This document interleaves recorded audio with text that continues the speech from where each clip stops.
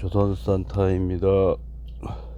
물이 3월 31일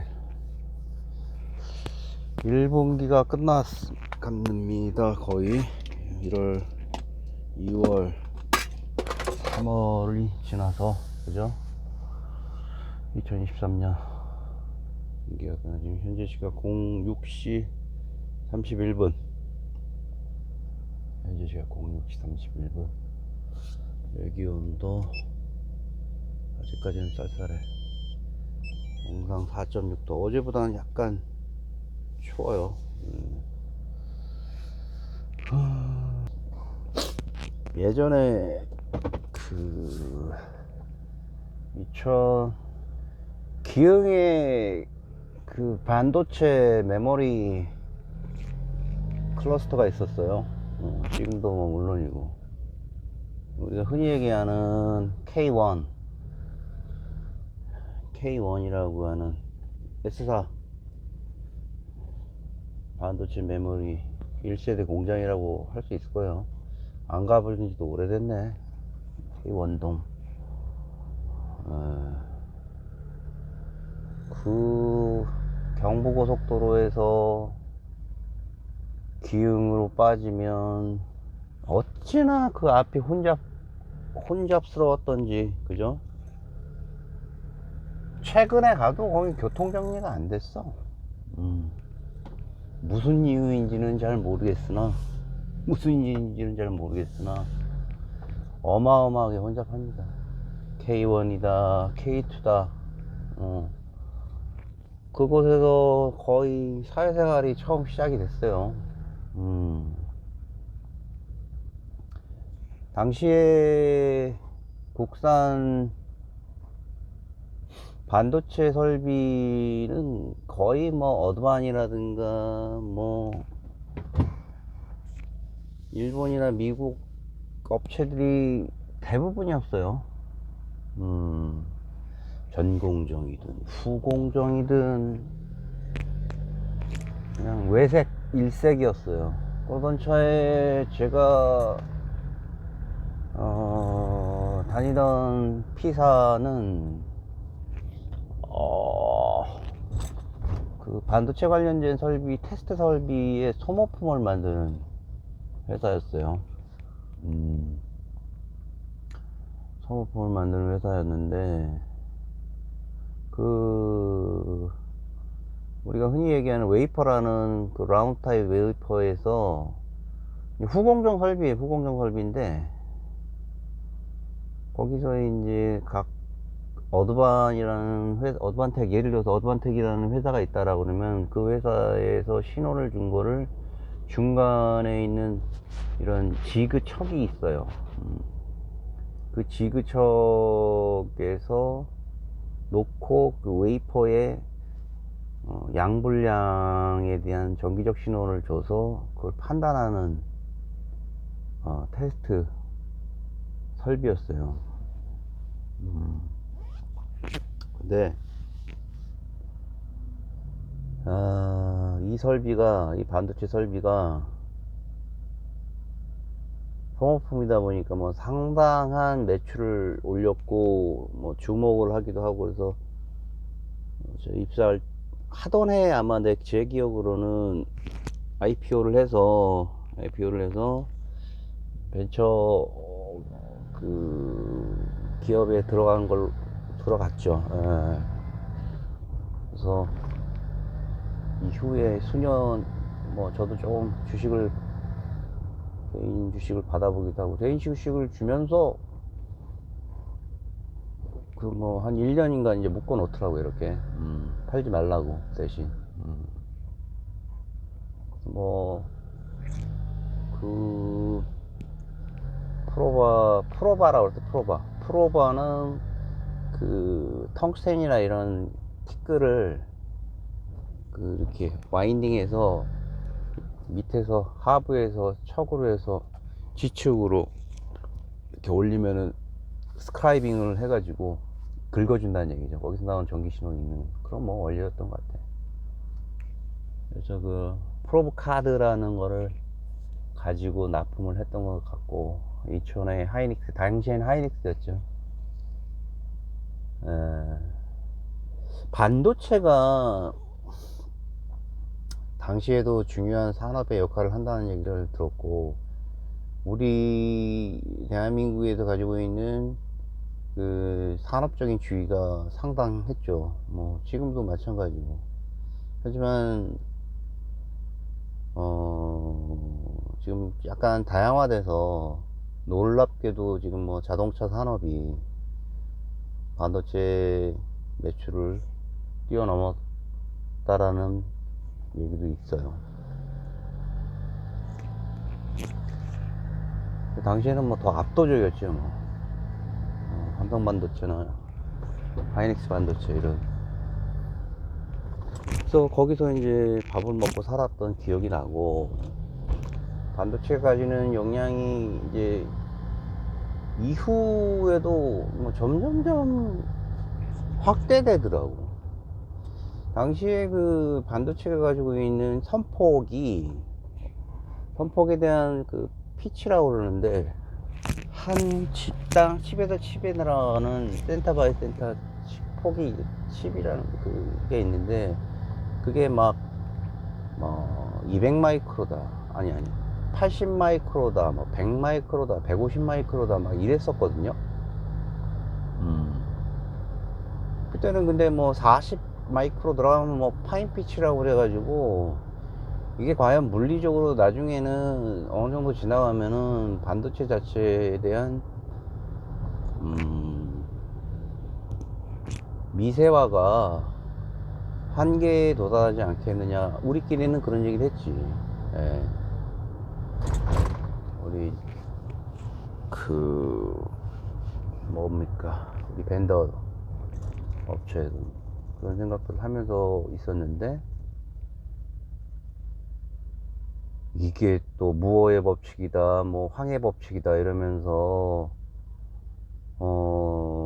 증가일로의 막 그 어떤 기술 개발이 되면서 그 미세 공정이, 근데 그것도 어느 정도 한계가 있다라고 생각을 했는데, 어느 순간 그걸 위로 올리더라고. 적층을 해버리더라고. 놀라운 기술입니다. 마치 빌딩처럼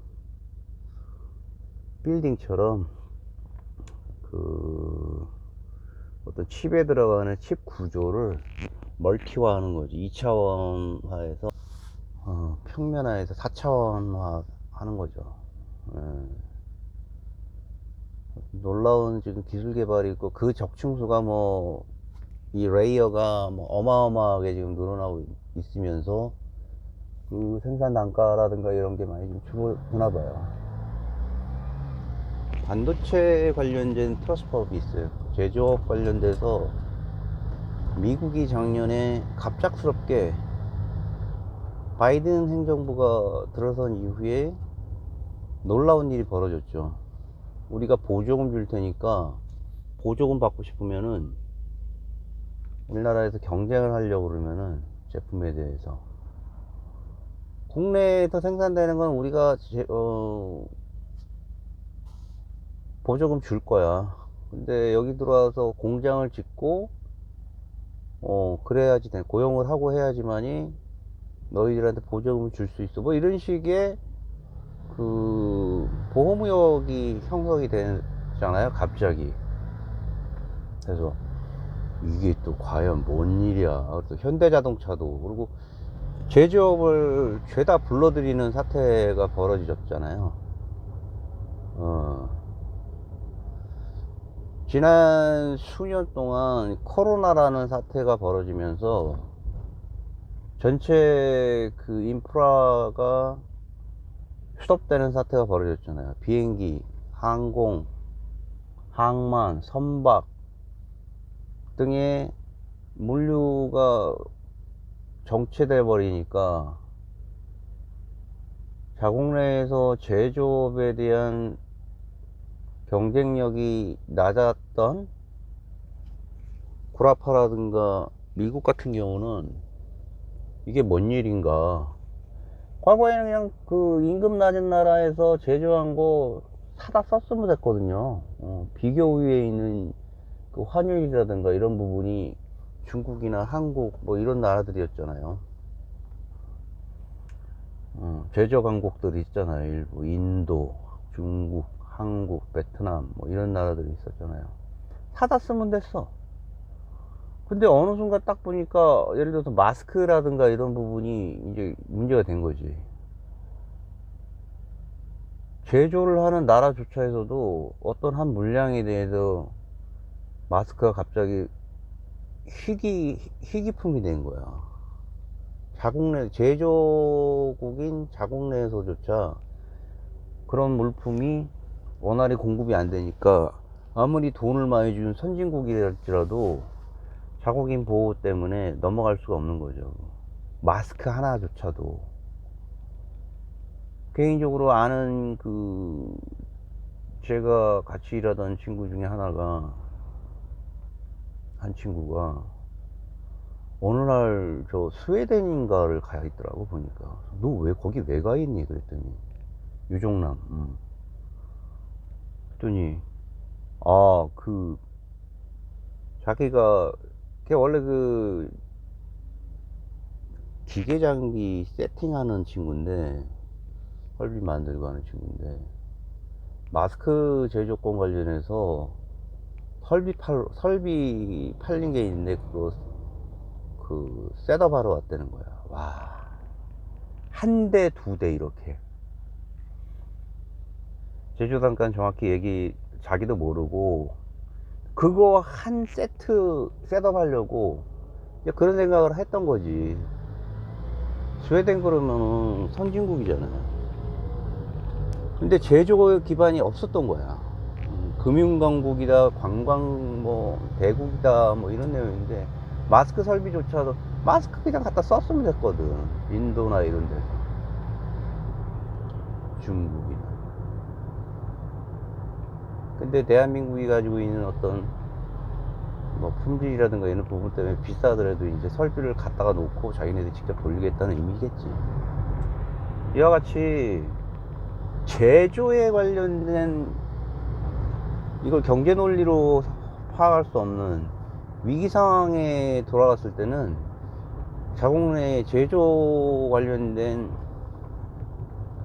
로컬에서 보유하고 있는 제조 설비에 대한 전쟁 물자를 스스로 생산할 수 있는 능력이 필요했던 거지. 갑자기 왜? 근데 그런 생각을 했어요. 코로나도 끝나가는데 갑자기 왜 메모리 반도체를 자국 내에서 만들려는 거야. 그래서 우리는 그렇게 얘기했잖아. 미국이 고용 관련된 내용에 더 안정적인 표를 획득하기 위해서 그런가 보다라고 생각을 했지. 이건 합리적인 의심이잖아요. 합리적인 생각이고. 그럴 수 있어. 근데 상당히 이제 기분 나쁜 거지. 이게 자유무역을 훼손하는 일이다. 이게 중국이 그런 얘기 하잖아요. 미국한테. 너희 뭐 하는 거냐. 자유무역을 훼손하는 대표적인 일을 하고 있는 자들이 미국이다. 뭐 이러면서 막 비난을 듣고, 우리는 울며 겨자 먹기로 일단 대응을 했잖아요. 그래서 평택의 100조 이상의, 그죠? 100조 이상의 투자를 한 가장 파인 피치로 했던 메모리 반도체 공장이 또 조 바이든이 방문을 할 정도로 매력적인 상황인가 보더라고요. 그러던 차에 이제 불러들이니, 관련해서 너희들 물건 팔려고 그러면 우리나라에서 와서 이런 거 하나씩 줘서 팔아라. 그럼 내가 보조금까지 줄게라고 하니까, 뭐 안정적인 공급 수요처에, 물론 이제 고용에 관련된 자국 생산 국가에 대한 메리트는 없어지는 거지. 반도체 회사 다니는 직원들 콧대가 얼마나 셌는데, 예전에 기흥 K1, K2에 다니던 여자들이 있었잖아요. 아가씨들. 봉급이 상당했어요. 수원 쪽에서 살면서 왔다 갔다 한 걸로 기억하는데, 예를 들어서 이제 거기는 이제 초창기 때는 숙박시설이라든가 이런 게 원하지 않으니까 택시가 그냥 아침부터 그 비싼 택시들이 실어 나르고 뭐 거기서 생산되는 그 임금에 대한 소비 활동이 대단했나 보다. 지역사회를 먹여 살릴 몇 배를 먹여 살렸지. 수원이 큰 이유가 뭐 그런 이유잖아. 기흥이나. 근데 제가 그 최근에 그 다니엘 얘기인가? 다니엘 얘기. 이 황금회사 얘기하는 책을 읽으면서 그 연동되는 생각이 들더라고요. 뭐냐면은 이 책에 의하면은 이제 이건 2권의 초창기 때 보면은 전후 질서에 대한 내용 중에 나는 그 각 패권 국가들 중에 적성 국가들이 갖고 있던 어떤 제국주의의 식민지들이 자유화되고 거기서 일어나는 걸 조정하는 뭐 카이로다 뭐 이런 회담들이 있었잖아요. 아름답게만 보였지. 근데 그 이면의 내용을 들은 것 중에 석유와 관련된 내용이 있었는데, 영국과 미국조차도 두 국가 간에 같은 연합국 일원이었지만 이후에 재편될 그 석유 산업에 대한 급격한 수요의 부족과 전쟁 이후에 공급망의 확대로 인한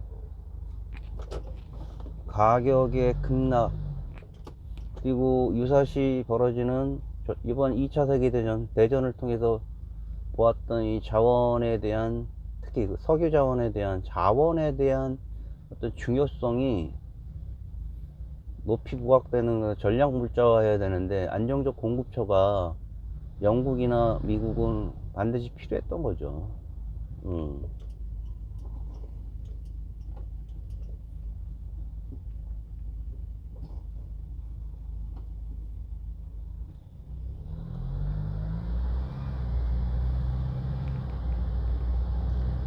그러던 찰나에 미국과 영국은, 야, 우리가 사우디 아메리칸이나 앵글로 페르시아, 영국에 이런 나라처럼 분할하자. 즉 페르시아는 너희 영국이 패권을 갖고, 사우디아라비아는 우리 미국, 사우디 아메리카 페트롤이 갖고, 이라크하고 여기 중앙에 있는 이라크하고 요런 데는 두 나라 간에 선점되어 있는 거에서 조정을 하자, 뭐 이런 식의 이제 내용들로 해서 자원을 배분했던 거예요. 치열하게, 그리고 아주 첨예하게. 테이블에서 얘기하는 어떤 워딩은 비즈니스에서 임하는 어떤 영업사원하고, 비열한 영업사원하고 다를 바가 없었어요. 그래서 지금 메모리 반도체, 대만과 지금 전 세계적으로 봤을 때 반도체가 갖는 위상이 어마어마하거든. 아무리 영국에서 그 설계를 하고 이런저런 내용으로 영업을 뭐 하게 되고 하더라도 제조를 할 수 있는 제조 기반이 점점점 중요시 되는 거야. 예전에는 설계만 하고 제조는 그러니까 반도체 제조라는 게 쉬운 얘기로 환경과의 싸움이에요. 환경. 불화수소 막 애칭하고 막 녹여내고, 그거 아유 어마어마합니다. 거기서 나오는 독성 물질이 장난이 아니에요. 그리고 그 생산하는 사람들에 대한 그 산업적인, 여자들이 폐경할 정도로 노동의 강도도 엄청 세고. 그래서 어찌됐든 메모리나 비메모리나 생산 주체에 대한 의존성이 점점점 커지는 거지. 근데 이렇게 보니까 미국은 거의 전무해. 메모리 반도체에 대해서 생산이. 어떻게 하다 보니까 제조 기반이 뭐 비교위랑 뭐 생산 비교위 뭐 이런 뭐 임금 비교위 이런 걸 따져가면서 봤는데, 유사시에 코로나처럼 터졌을 때 수급이 안 돼 버리면, 자국 우선주의로 가버리면 모든 게 다 스톱이라는 거야. 모든 게 다.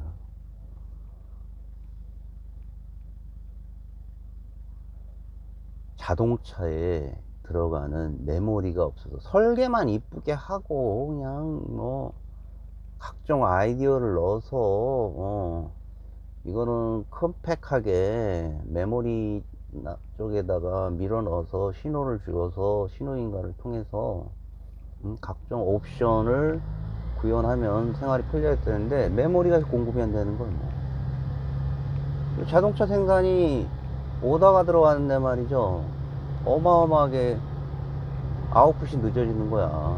그러하니 얼마나 답답해지겠어. 위기관리처에서 그런 걸 봤던 것 같아. 이건 이제부터는 내 뇌피셜이야. 그러한 일련의 관계에 대해서 나는 그 바이든 정부 미국에서 일어나는 이런 일련의 조치들이 자신이 가지고 있는 정치적인 표를 의식한 행동인 줄 알았어. 경제적으로 고용 안정을 통해서 고용 더 창출을 위한 건데, 그것보다는 제 생각은 미국이 얼마 전에 갑자기 그랬다는 거잖아요. S사나 하이닉스 쪽에, SK 하이닉스 쪽에, 너희들 그 반도체 수율 관련된 내용으로 어떻게 수율 관리하는지의 정보 좀 공유하자. 기밀 정보를 공유를 하자는 내용들이 계약 조항으로 계속 압박을 가한대요. 이게 말이나 되는 거냐고. 즉, 그래서 하는 얘기인데, 보조금 받으려다가 회사의 영업기밀과 산업기술이 다 오픈이 될 처지에 있는 거예요. 그래서 지금 뭐 그냥 국내에 있는 식자들이 조야에서 그냥 아주 그냥 미국에 대한 압박에 그냥 성토하고 있죠. 조만간 뭐 정부에서 의회도 자문단 끓여가지고 뭐 항의 방문이 하는지는 잘 모르겠으나, 윤석열도 관련해서 그것 때문에 가는 건 아니지만,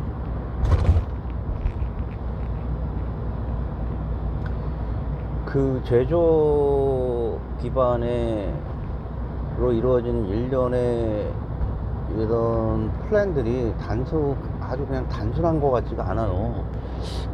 팔목을 비틀긴 비트는데, 지금 우리 팔목을 비틀어갖고 생산시설 여기다 줘. 1986년 일본 프라자 합의가 생각나는 거잖아요, 지금. 그 부분은 신문 기사에서 나온 거죠. 제2의 프라자 합의가 될 것인다. 한국이 말이죠. 그러면서 조선일보라는 신문은 그런 얘기를 쓰더라고요. 일본이 프라자 합의를 했기 때문에 그나마 자신들이 살아남았던 것이다. 우리도 보수적으로 얼마만큼 견딜 수 있느냐, 자제하고 미국의 의도에 따라야 된다, 뭐 이런 내용인 것 같더라고. 보니까 답답하더라고. 근데 가만히 생각해 보니까 제가 지금부터 하는 얘기는 바로 이거예요. 곧 터질 전쟁이 예상된다. 미국은 지금 준비를 하고 있다, 이거예요. 기밀 중에 기밀이겠지, 예를 들어서. 그와 같은 어떤 전시 상황을 고려하고, 전시 상황을 준비하고, 전시 상황이 대만에서 터졌을 때 한반도, 동북아시아는 한반도에서도 동시에 전쟁이 터질 가능성이 상당히 높고, 일본도 그 위협에서 자유로울 수도 없고, 그렇게 되면 미국 입장에서는 우방을 통해서 공급받는 최첨단 그 제조 제품, 설비 제품들이 일순간에 공급망이 무너질 수 있다는 거예요. 반도체 공급망이 무너질 수 있다는 거는, 현재 뭐 M1A1이다, A1A1 에이브람 탱크다, 뭐 패트리어트 미사일이다, 토마호크다, 이런 것들 안에 들어가면 뭐가 있을까요? 그 다음에 이런 전략 미사일들의 핵심 부위에는 뭐가 들어가 있나요?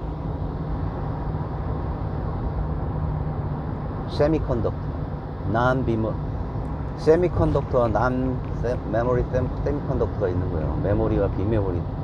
그 중에 메모리는 우리 한국과 대만이 절대적으로 압도적으로 지금 생산하고 있는데, 이때 일어나는 공급망의 불안정성은 미국이 수행하는 중국과의 전쟁, 러시아와의 전쟁 등에 있어서, 적성국과의 전쟁에 있어서 크나큰 리스크라는 얘기잖아요. 크나큰 리스크라는 얘기잖아요. 따라서 한국의 팔목을 비틀어서 보조금 줄 테니까 들어오라는 건 결국은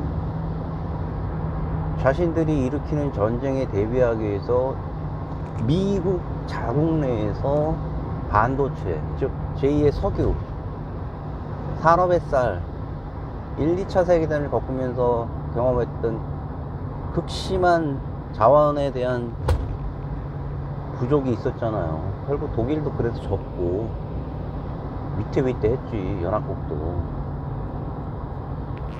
미국에서 넘어오는 전쟁 만렵에 미국 서부 동부에서 넘어오는 이런 석유 물자들이 말이죠, 거기에 유보트로 인해서 상당 부분, 한때는 70%까지도 10대 나가면 7대가 다 그냥 수장됐잖아요. 심각한 전쟁 위기가 있었고, 100만 중에서 70만 이상이, 75만 명이 그 노르망디에서 밀고 올라와서 갑자기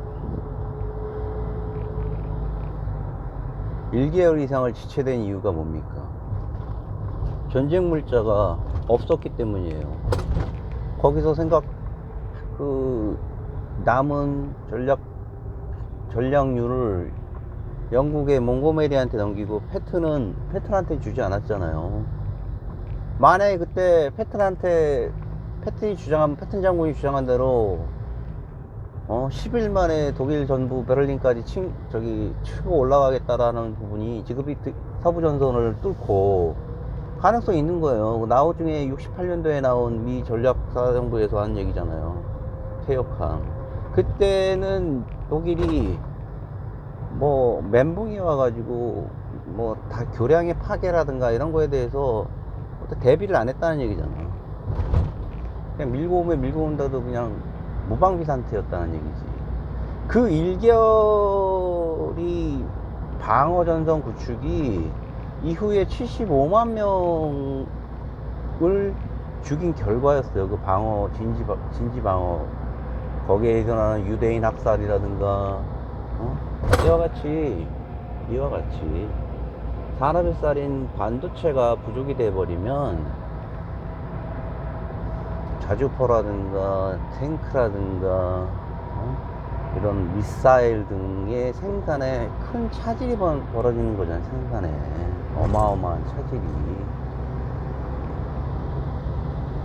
피가 말리는 거지. 공급받으려고 하니까 저기 동아시아에 있는 우방인 사우스코리아는 노스코리아하고 전쟁 중이고, 관련해서 중국은 그 기간 동안 어떻게든지 간에 뭐 메모리 관련된 내용에 저스펙이지만 메모리가 뭐 생산되고 있다라는 정황이 보여지고 끔찍한 상황인 거죠. 제가 봤을 때는 지금 현재 대한민국은 굉장한 위기에 처해 있는 거죠. 미국이 관련된 저 큰 그림에서 오도 가도 못하는 거지. 안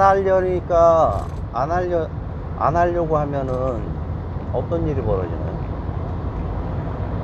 전쟁이 일어났을 때 미국은 그 부분을 들어서 우리의 큰 영수증을 들이댈 거고, 그리고 입지가 좁아지는 거죠, 우리는.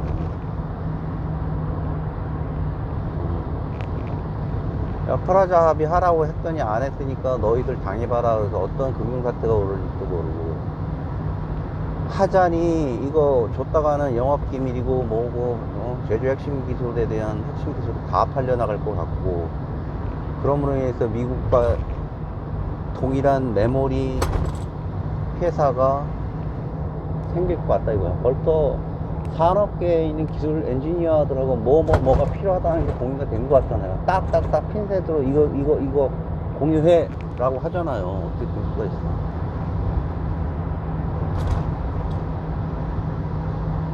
제 생각이지만 전쟁을 대비하는 거죠. 전쟁. 미국이 중국과의 전쟁. 대만 침공이 현실화됐을 때 미국은 반드시 대만을 도울 거고, 주한미군을 뺄 것인지 항복군을 파견할 것인지에 대한 피말리는 싸움이 있을 거고, 국회 동의가 있을 거고, 국민 투표가 있을 것이고, 그를 통해서 빠져나간 전력 전투 공작성들을 북한이 가만히 두지 않을 것이고, 그로 인해서 동북아 정세가 피바다가 되는 걸 것 같아요.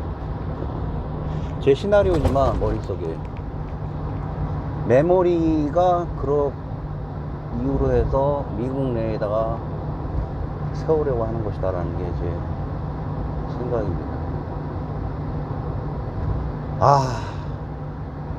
정말 약소국으로서 부끄럽네요.